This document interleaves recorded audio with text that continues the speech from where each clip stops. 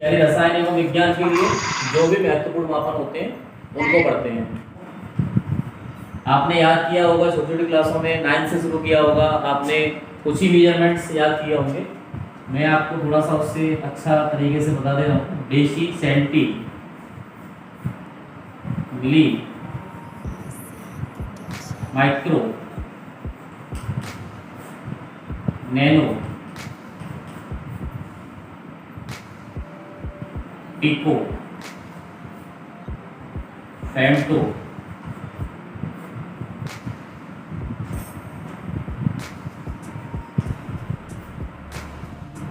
आपसे जनरली कोई भी क्वेश्चन पूछता है कि आप ये बताइए कि समय का सबसे छोटा मात्रक क्या है, तो आप सोचते हो समय का छोटा मात्रक, आप सेकंड जवाब देते हो, जबकि वो रॉन्ग होता है। जितने भी मेजरमेंट्स होते हैं उनका सबसे छोटा अगर मात्रक देखा जाए तो क्या होगा, योकोटो। क्या होगा, योकोटो। हमसे पूछा कि समय का सबसे छोटा मात्रक क्या है, तो आप बताएंगे योकोटो सेकंड। हमसे पूछा कि सबसे ग्राम का सबसे छोटा मात्रक क्या है, तो आप बताएंगे योकोटो ग्राम। हमसे पूछा एम्पियर का सबसे छोटा यूनिट क्या है, मात्रक क्या है, तो आप बताएंगे योकोटो एम्पियर। क्लियर। यानी अभी जो मैं रामबाण देने वाला हूँ वो बहुत ज़्यादा काम की चीज़ है, अभी उसका आपको प्रभाव समझ में आ जाएगा। तो डेसी, सेंटी, मिली, माइक्रो, नैनो, पीको, फेम्टो, अट्टो, जोकोटो और यूकोटो। कैसे याद करें, अभी एक मेजरमेंट और लिखता हूँ पहले, तब इसको क्लियर करते हैं। Deca, hecto, kilo, mega, giga,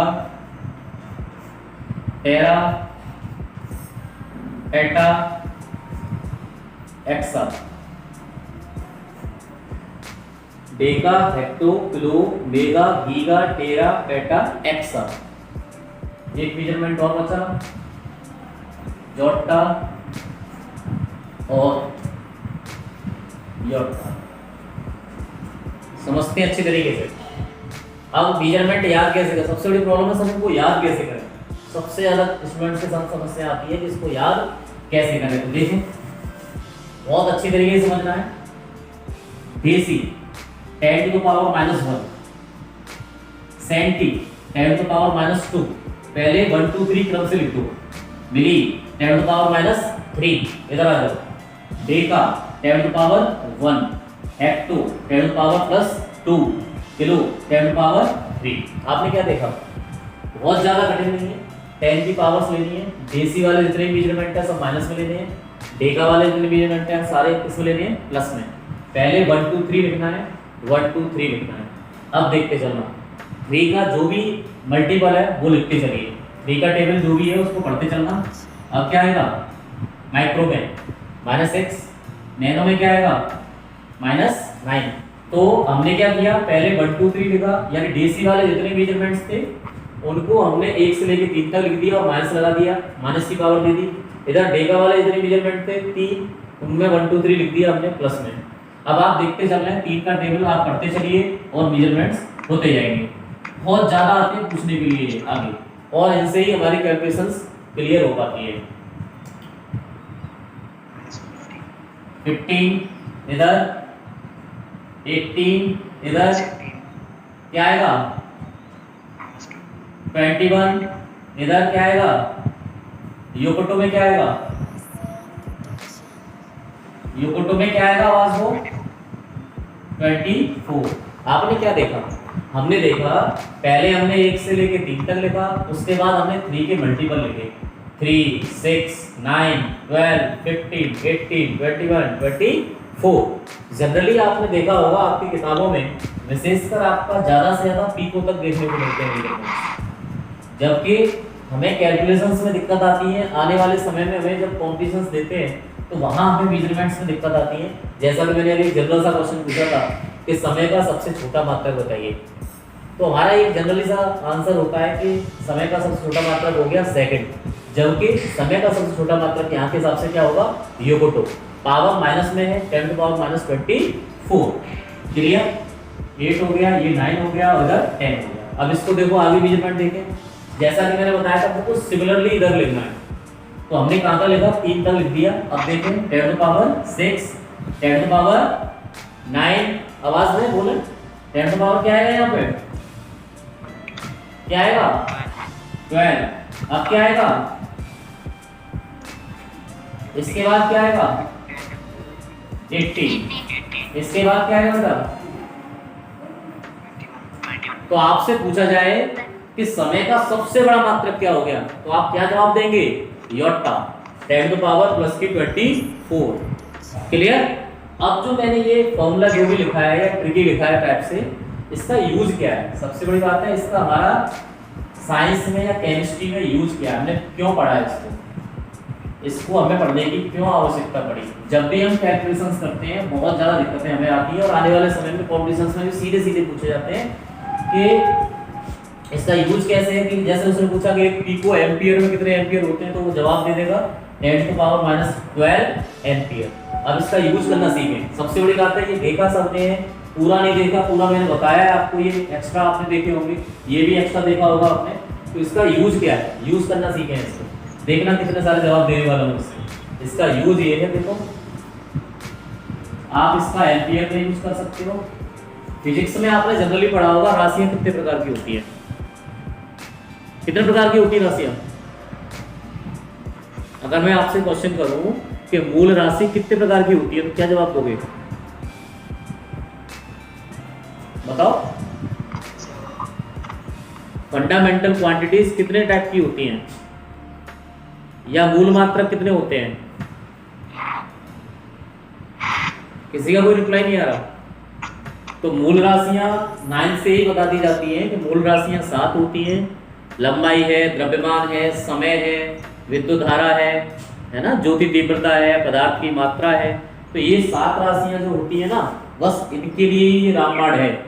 ampere में भी आप जवाब दे सकते हो, आप सेकंड में भी जवाब दे सकते हो, आप ग्राम में भी जवाब दे सकते हो, आप फैराड में भी जवाब दे सकते हो, है ना। जो भी मेजरमेंट्स होते हैं, एम्पियर हो गया, मीटर में भी जवाब दे सकते हो आप। जितने भी जैसे चाहें आप वैसे जवाब आप दे सकते हो। जितने भी यूनिट्स होती हैं उन सब का यूज यहाँ पे कर सकते हो। देखो यूज कैसे करते हैं, जैसे मुझसे पूछा गया कि एक देसी एम्पियर में कितने एम्पियर होते हैं, तो मैंने जवाब दिया एक देसी एम्पियर में 10 टू पावर माइनस 1 एम्पियर होते हैं। मुझसे पूछा गया एक देसी सेकंड में कितने सेकंड होते हैं, तो मैंने जवाब दिया एक देसी सेकंड में 10 टू पावर माइनस 1 सेकंड होते हैं।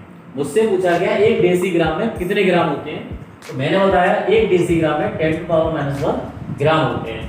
मुझसे पूछा गया एक फैराड में, जो कि धारता का मात्रक है, मुझसे पूछा गया एक फैराड में कितने फैराड होते हैं, एक देसी फैराड में कितने फैराड होते हैं, तो मैंने जवाब दिया एक देसी फैराड में 10 टू पावर माइनस 1 फैराड होते हैं। तो वास्तव में बहुत ज्यादा इंपॉर्टेंट चीज है। समझ में आई आप लोगों को, यहाँ पे आवाज सुनाई दे रही है, क्लियर हो गया पॉइंट। याद कैसे करेंगे, एक टेबल की तरह याद कर लेंगे, डेसी, सेंटी, मिली, माइक्रो, नैनो, पिको, फेम्टो, अट्टो, जोकोटो, क्या हो जाएगा। ऐसे ही ये माइनस वाले हैं, प्लस वाले इधर आ जाओ, Deka, हेक्टोक्लू, mega, giga, tera, PETA, hexa, जोटा और योटा। तो आपको मैंने एक जगह सारी चीजें दे दी जो आपको बहुत सारी किताबों में देखनी पड़ती है। ओके, तो अब कुछ मेजरमेंट्स और है बेटा जिनको हम और पढ़ लेते हैं। जैसे आपने देखा होगा जनरली एक एंगस्ट्रॉम में कितने मीटर होते हैं, तो सीधा सा जवाब हमारा होता है 10 to the power minus 10 metre. जबकि आपको बेटा ये पता होना चाहिए कि 1 मीटर में कितने सेंटीमीटर होते हैं, तो 10 टू द पावर 2 सेंटीमीटर होते हैं। 1 मीटर में 10 टू द पावर 2 सेंटीमीटर होते हैं। उल्टा कर दो, मेजरमेंट उल्टा कर देंगे तो 1 सेंटीमीटर में कितने मीटर हो जाएंगे, 10 to the power minus 2 metre हो जाएंगे। ये आपकी पावर किधर आ जाएगी, इधर आ जाएगी, अगर एक सेमी के बराबर पूछता है तो। चलो, एक फर्मी क्या होता है, एक फर्मी में मेजरमेंट होता है 10 to the power minus 50 metre. Fermi और फेम्टो पढ़े थे ना आपने अभी, फर्मी और फेम्टो मेजरमेंट्स एप्रॉक्स बराबर है। फर्मी नाम कहाँ से आया, केमिस्ट्री में परमाणु भट्टी पढ़ाई जाती है, एटॉमिक पाइल पढ़ाई जाती है। तो परमाणु भट्टी का जो जनक था वो एनरिको फर्मी को माना जाता है, तो उन्हीं के नाम से फर्मी ये मेजरमेंट है। वहीं आपसे क्वेश्चन एक मेजरमेंट और पूछा जाता है, एक एक्स मात्रक क्या होता है, तो एक एक्स मात्रक होता है बेटा 10 to power minus 30 metre, m for metre. एक एक्स मात्रक क्या होता है बेटा 10⁻13 मीटर। आपसे बहुत सारी छोटी छोटी चीजें पूछी जाती हैं, जैसे कुछ रिलेशन हैं आपके, जैसे आपसे पूछा जाता है कि एक न्यूटन और डायन में क्या संबंध होता है, एक न्यूटन में कितने डायन होते हैं। डायन आपको बता दूं, यहाँ कोई भूत नहीं है, डायन बल का सीजीएस मात्रक है, न्यूटन बल का एमकेएस मात्रक है। तो 10⁵ डायन माइनस 10⁵ डायन होता है। बल का सीजीएस मात्रक क्या है बेटा, डायन है, और 10⁵ डायन होता है। ऐसे ही एक जूल बराबर क्या होता है, आपसे क्वेश्चन पूछा जाता है जनरल बेस में, बहुत पूछे जाते हैं। 10⁷ क्या होता है बेटा, अर्ग होता है। एक जूल बराबर क्या होता है, 10⁷ अर्ग होता है। आपसे पूछा जाता है एक कैलोरी में कितने जूल होते हैं, क्या बताएगा कोई बच्चा, एक कैलोरी में कितने जूल होते हैं बताइए। एक कैलोरी में 4.18 क्या होते हैं बेटा, जूल होते हैं। या एप्रोक्स कितना लिख देते हैं बेटा इसको, पता है 4.2 जूल। ऐसे ही आपसे पूछा जाता है कि एक एटमॉस्फेरिक प्रेशर कितना होता है, एक वायुमंडलीय दाब कितने के बराबर होता है, क्या जवाब रहेगा आपका, एक वायुमंडलीय दाब कितने के बराबर होता है, क्या जवाब होगा आपका। एक वायुमंडलीय दाब 1.01 10⁵ न्यूटन पर मीटर स्क्वायर के बराबर होता है। क्लियर।